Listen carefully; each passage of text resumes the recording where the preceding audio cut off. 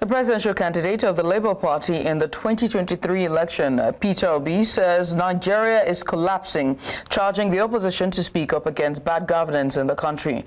Obi, who was speaking at the National Executive Committee meeting of the party in Abuja, decried the level of poverty and hardship Nigerians are facing.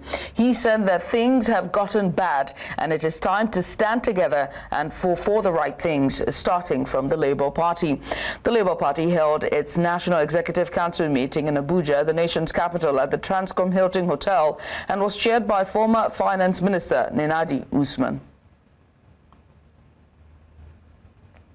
And now to discuss this, we're joined by Executive Director, Not Too Young to Lead Initiative, Elvis Akpobi. Mr. Akpobi, thank you so much for joining us. So let's just get started, shall we? I mean, what indicators substantiate Peter Obi's assertion that Nigeria is collapsing? Are there measurable governance indices to support or refute his claim? Yes, there are.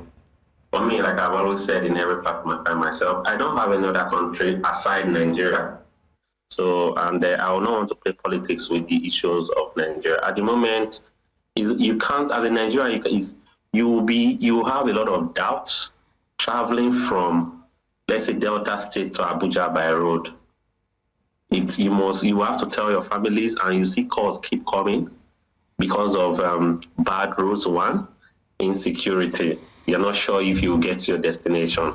That's one. Then there's hike in foodstuffs and all that. There's very rarely to be inspired by when it comes to, the policymakers lately. You see cases of people who ordinarily should be role models are people who are either involved in sexual harassment, scam, or either involved in sending prayer to your mailbox. So at the moment, it's a very difficult time to be a Nigerian, but for me, we'll continue speaking up because Nigeria belongs to all of us. Whoever is steering the ship of Nigeria today is just privileged because out of trust that will give whoever the president that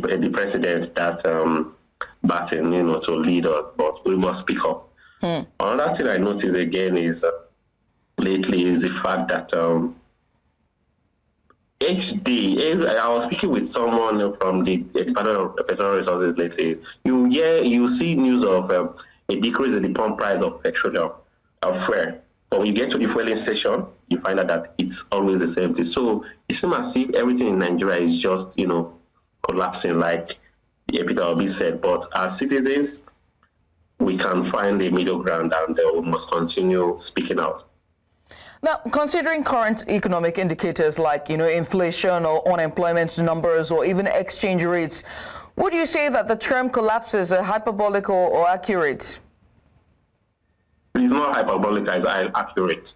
I forgot to mention that exchange rate. I just changed dollar for 1,600.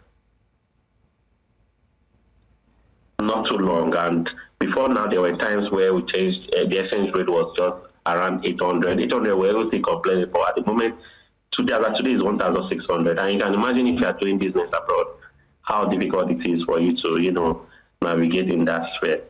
So in as much as I know it's very, very difficult, like Nigeria's problems seem very, very ambiguous, I would want to say is hyperbolic. I think what Peter Obi said is true, and everybody needs to sit up. Every policymaker needs to sit up, because during electioneering, everybody today mounting any position of authority today promised that they will bring positive change and not glean on the inadequacies of the previous administration. They were elected to solve problems and not to make excuses. He also urged the opposition to be more vocal. And when you think about our democratic systems, what mechanisms ensure a healthy and even effective opposition, given what we've seen in the PDP's camp and even the Labour Party's camp? Is the Nigerian opposition fulfilling this role? Are they doing their best?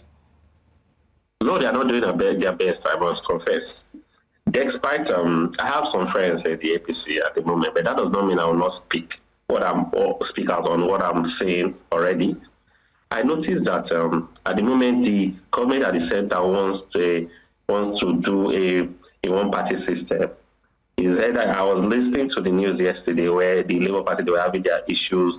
Is that there's always someone being fueled, being supported financially to cause distraction in the opposition, in both the two main opposition parties today, which is the PDP and the Labour Party. If you agree with me, they are having issues with they are the court for whether one position or the other. And when they always, the opposition party always go to the court, you find out that they will be distracted in calling out the government that beat. Let's not forget too that in Nigeria, it seems as if once you are in the opposition and you cross carpet to the ruling party, your sins are forgiven. But once you are vocal in the opposition and maybe you have some skeletons in your cupboard, the EFCC becomes very, very efficient. So I think a lot of people in the opposition who seem to have one or two, who I presume have one or two skeletons in their cupboard, I think they're just keeping mum and letting things go the way it is. But from the way I see what the